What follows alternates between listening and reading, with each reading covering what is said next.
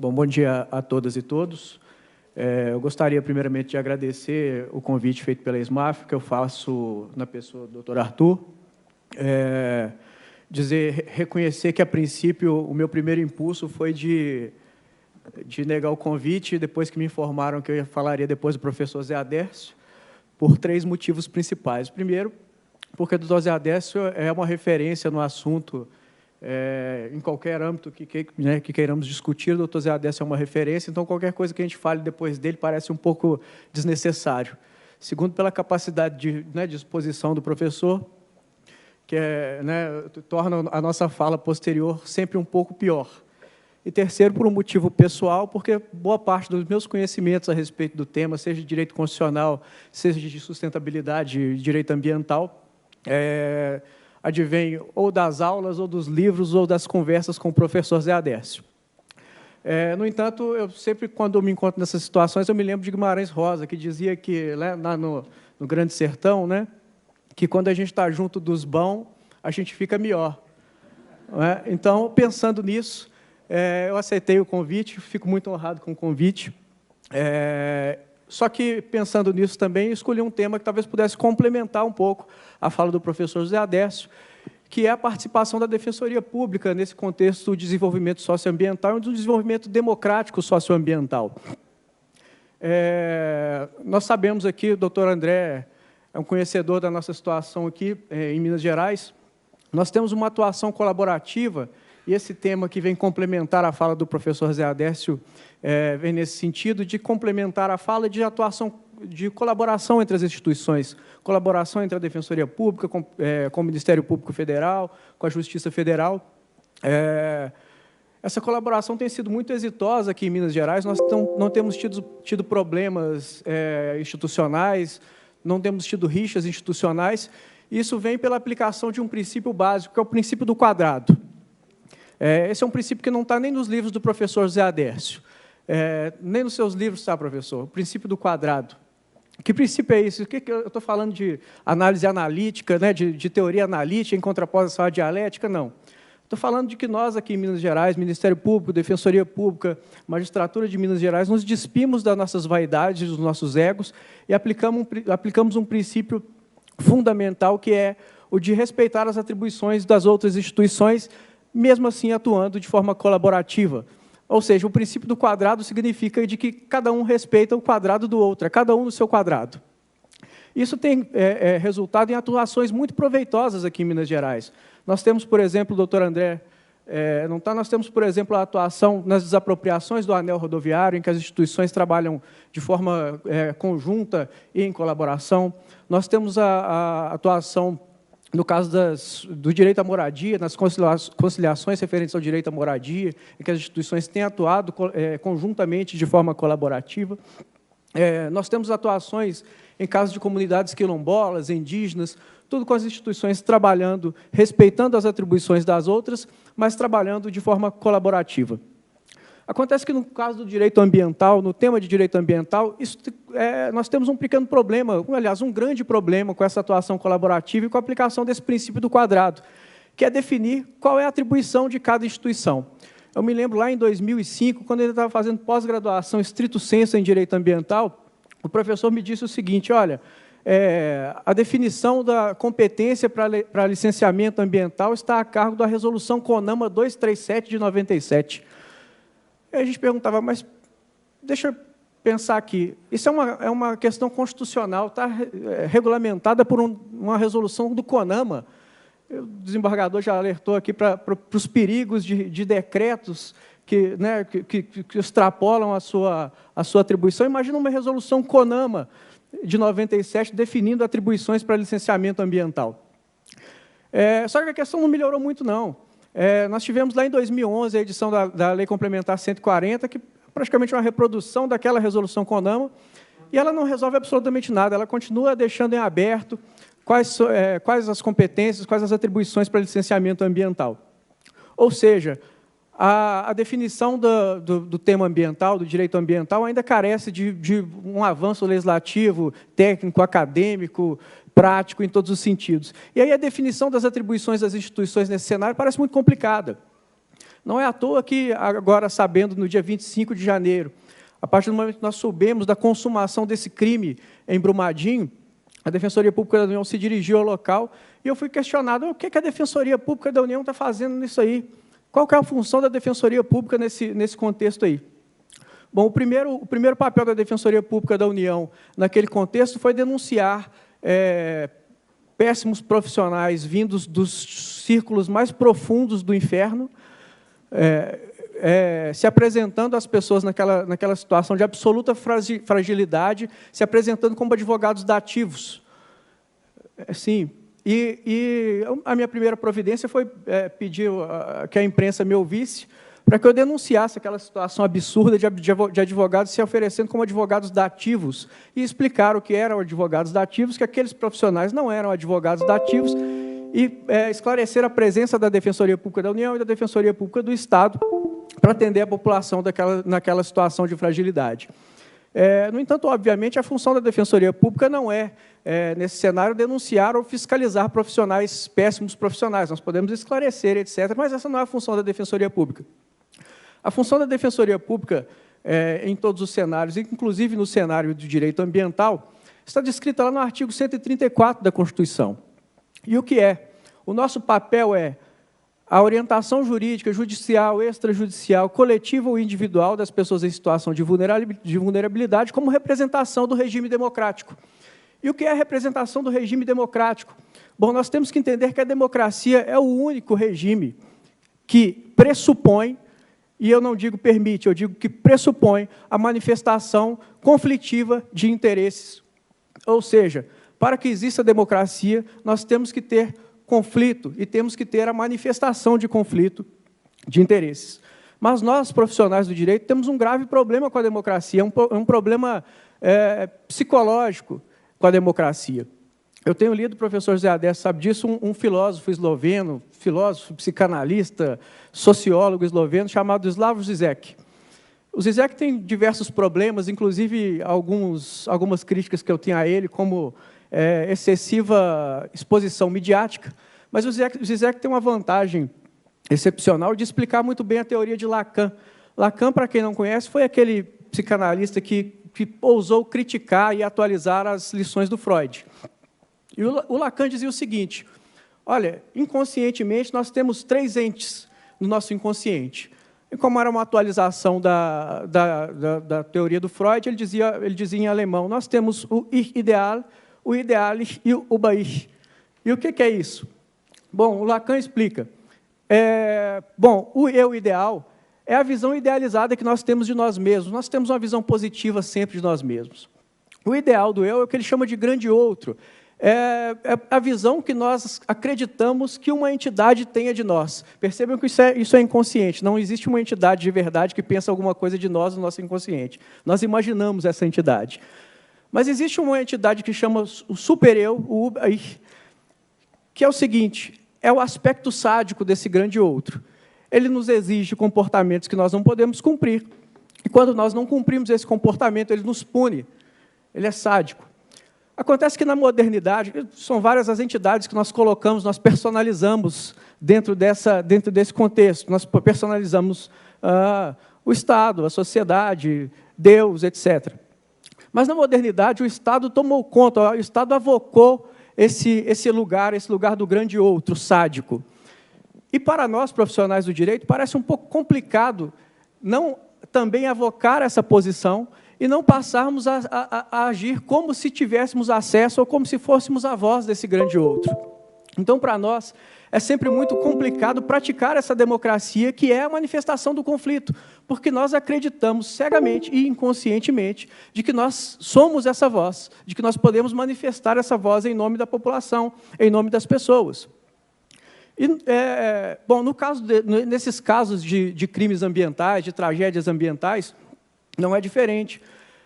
Nós passamos, ao longo dos anos, discutindo essa questão como avocadores desse grande outro. E basta lembrar que, das diversas tragédias ambientais que nós tivemos ao longo do tempo, o primeiro comportamento das instituições foi, aliás, normalmente sem a presença da Defensoria Pública, foi discutir a questão ambiental sem a participação popular. Então, vamos reparar o ambiente, vamos reparar o rio, as florestas, vamos fazer uma reconstrução ambiental, normalmente com algum apego tecnológico em que as pessoas pobres estavam alijadas, ou seja, as pessoas, haveria a degradação ocorreria e nós buscaríamos uma solução técnica não acessível aos pobres para solucionar esse problema ambiental de crimes e tragédias. Passamos, posteriormente, para uma fase que começamos a imaginar que as pessoas tivessem interesse nisso. Só que começamos a imaginar esse interesse da população a partir das instituições essas que avocaram a voz desse grande outro, ou seja, nós. E aí, quando eu digo nós, eu não estou apontando o dedo para ninguém, eu estou incluindo todos nós, Defensoria Pública, Ministério Público, Magistratura, todos nós, começamos a imaginar quais seriam os interesses das pessoas, quais seriam os interesses dos cidadãos.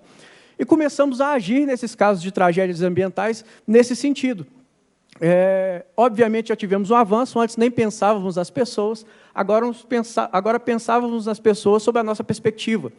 Mas isso tem diversos problemas. Por exemplo, no caso mesmo de Mariana, que o professor Zé Adécio colocou aqui muito bem, nós tivemos alguns problemas, como, por exemplo, a construção das casas, a reconstrução das casas daquela comunidade atingida, foi acordada, a Samarco construiu as casas num local diverso, e as casas eram ótimas, grandes, espaçosas, etc., e não respeitavam a cultura do povo mineiro. Ou seja, nós decidimos qual seria o interesse da população, que seriam novas casas, e as casas simplesmente não respeitavam o interesse da população.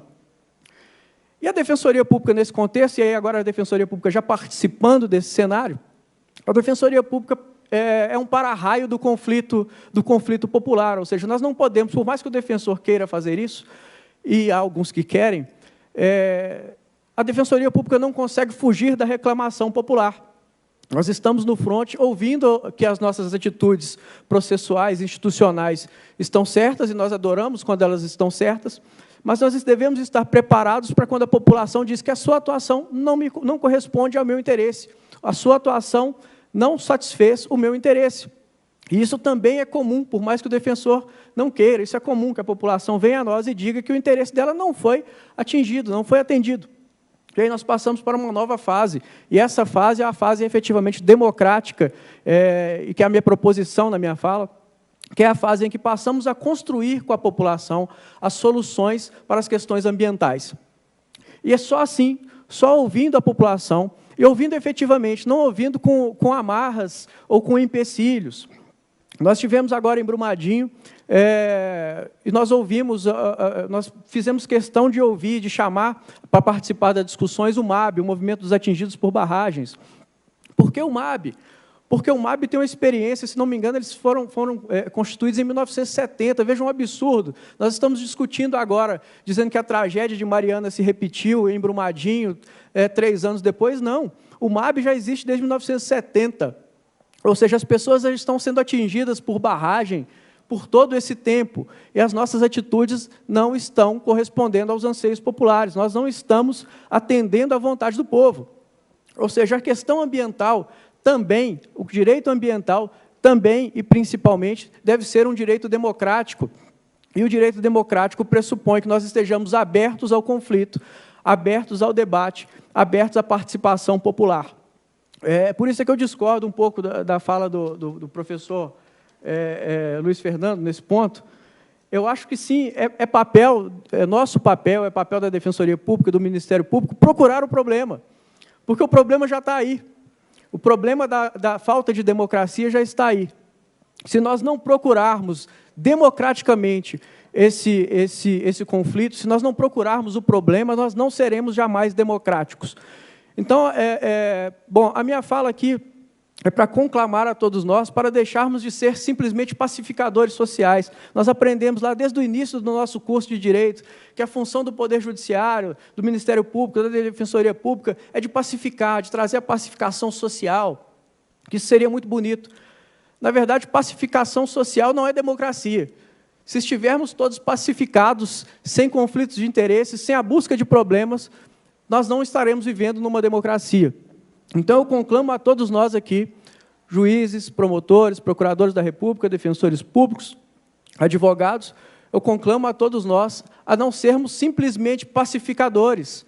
Nós devemos, sim, ser pacificadores, mas nós devemos, primeiro, procurar democraticamente os nossos conflitos. Nós devemos construir democraticamente os nossos conflitos. E temos aprendido com os nossos erros de Mariana e os nossos erros desde 1970, em que as barragens estão caindo, os crimes continuam sendo reiterados e nós continuamos sem entender o porquê, sem entender os motivos. Os motivos são que, até hoje, nós não conseguimos ser efetivamente democráticos. Então, a busca por esse conflito em Brumadinho tem sido feita. Nós estamos fazendo reuniões constantes com a população, e aí, seguindo essa lógica nossa do princípio do quadrado, o professor José Adesto já participou de algumas reuniões com a comunidade, com o MAB, inclusive o seguinte: a comunidade do Feijão, lá em Brumadinho, por exemplo, não quer a participação mais do MAB.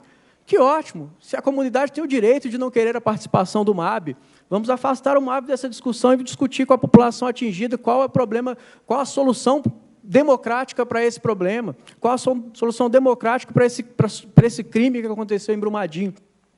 Então, essa oitiva da população, e não uma oitiva simplesmente técnica, ou uma oitiva que simplesmente nos lave as mãos, como alguém que está ouvindo o povo, uma oitiva sem amarras. Qual é o interesse da população nessa questão das barragens? Qual é o interesse da população nas questões ambientais? A população deve ser ouvida, a questão não pode ser simplesmente ambiental, porque, como algumas falas aqui já nos alertaram, nós vivemos o que a Constituição da Venezuela, do Equador, tem chamado de Pachamama. E o que é isso? Bom, nós vivemos, nós somos parte dessa grande vida que é a Terra. E, bom, atualmente nós agimos como um vírus, e a Terra vai continuar. Nós podemos ser expulsos dela a qualquer momento. Nós devemos deixar de agir como vírus da Terra, de agir como vírus da Pachamama, e sermos responsáveis pelo cuidado com a gente mesmo, com a nossa saúde, com o nosso bem-estar. Essa saúde, esse bem-estar, essa preocupação ambiental só estará efetivamente concretizada se formos efetivamente democráticos, se efetivamente construirmos soluções que sejam para todos, e não soluções tecnológicas que sejam disponibilizadas apenas a um pequeno e seleto grupo de pessoas. Então, a minha conclamação aqui é essa: sejamos todos nós democráticos, não tenhamos medo do conflito. Devemos ser, sim, fomentadores da pacificação social, mas devemos, primeiro, ser fomentadores do conflito de interesses. O conflito de interesses é a maior expressão da democracia. Além disso, também no âmbito pessoal, além desse âmbito institucional de sermos fomentadores do conflito, de sermos democráticos, eu gostaria de fazer uma reflexão pessoal de todos nós. Nós, como arrimadores desse sistema, nós agimos cotidianamente como arrimadores desse sistema excludente e opressor. Basta lembrar que a região mais valorizada hoje de casas na região metropolitana de Belo Horizonte, a região de Nova Lima, está completamente em risco por causa das barragens que são instaladas em Nova Lima e Macacos. Ou seja, nós arrimamos cotidianamente um sistema que é absolutamente degradador. Nós fazemos isso institucionalmente, nós fazemos isso pessoalmente. Então, fica essa reflexão. Meu objetivo aqui é tentar fomentar essa reflexão institucional para que sejamos democráticos, fomentadores do conflito, mas individualmente, para que cada um de nós repense a nossa atitude pessoal e individual perante esse sistema degradador e esse sistema excludente, que traz soluções ambientais parciais, tecnológicas e inacessíveis para a maioria da população. Muito obrigado pela paciência.